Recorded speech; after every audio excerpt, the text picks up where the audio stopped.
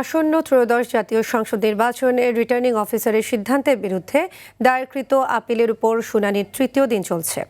এদিন দুপুরের আগ পর্যন্ত ৩৬ আপিল শুনানি নিষ্পত্তি করেছে কমিশন। এর মধ্যে আবেদন মঞ্জুর করা হয়েছে ১৯টি আর না মঞ্জুর করা হয়েছে ১৩টি। শুনানিতে কিশোরগঞ্জ ৫ আসনের স্বতন্ত্র প্রার্থী রাষ্ট্র সংস্কার আন্দোলনের সভাপতি হাসনাত কায়ুমের প্রার্থিতা ফিরিয়ে দেয় ইসি। আর দ্বৈত নাগরিকত্বের কারণে চট্টগ্রাম ৯ আসনের জামায়াতের প্রার্থী একেএম ফজলুল হকের প্রার্থিতা বাতিল করে কমিশন। এখন পর্যন্ত শান্তিপূর্ণ পরিবেশ এবং একমাত্র স্বতন্ত্র প্রার্থী হিসাবে আগামী ২১ তারিখে ফুটবল মার্কায় ঢাকা ১৪ মিরপুর আসনে আমি প্রতিনিধিত্ব করব। আমার একটা গ্রাউন্ডে আমাদের মনোনয়নপত্র বাতিল করছে। গ্রাউন্ডটা হলো 1% ভোটারের যে সমর্থন থাকে সেটা ওনাদের রিটার্নিং কর্মকর্তা মহোদয়ের তথ্য অনুযায়ী তিনি যে বাতিল করছেন সেই অনুযায়ী যে এটা সঠিক হয়নি। এই ইলেকশনকে কোনোভাবে প্রশ্নবোধকের নিচে রাখতে পারবো না, কারণ এই ইলেকশন কেবলমাত্র ক্ষমতা বদলের না, এই ইলেকশন সংবিধান সংস্কারের নির্বাচন পর্যন্ত। দর্শক, এই মুহূর্তে নির্বাচন কমিশন ভবনে রয়েছেন সহকর্মী নাজমুল হুদা, সরাসরি যুক্ত হচ্ছেন তিনি।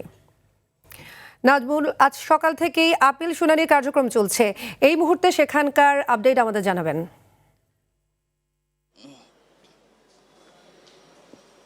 সাদিয়া, আজকে সকাল থেকেই শুনানি কার্যক্রম চলছে। তো এই মুহূর্তে বিরতিতে রয়েছে কমিশন।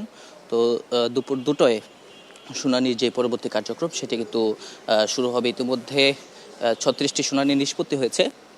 তো এই ৩৬টির মধ্যে ১৯ জন তাদের প্রার্থিতা ফিরে পেয়েছেন।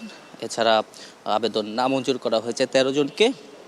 তো এরপরে যে আরও ৩৪ জনের শুনানি হবে সেটি দুপুরের পরে হবে।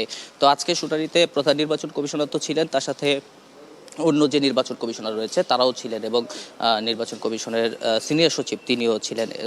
এছাড়া যারা প্রার্থী রয়েছেন এবং প্রার্থীদের সঙ্গে আইনজীবীরা কিন্তু এই শুনানিতে অংশ নিয়েছেন এবং আইনজীবীরা তাদের প্রার্থীদের পক্ষে তাদের কথাগুলো বলছেন কমিশনের কাছে, এবং কমিশন যদি সন্তুষ্ট প্রকাশ করেন সেক্ষেত্রে কিন্তু প্রার্থীদের বৈধতা দেওয়া হচ্ছে।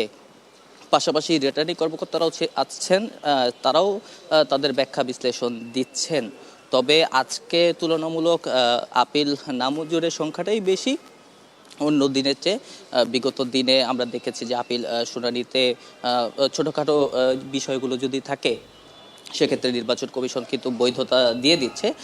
তবে বিশেষ ক্ষেত্রে যেমন দ্বৈত নাগরিকত্ব বা ঋণ খেলাপি বা আয়কর রিটার্ন দাখিল না করলে এই ধরনের বিষয়ের ক্ষেত্রে কিন্তু কমিশন কড়াকড়ি করছে। তো এক্ষেত্রে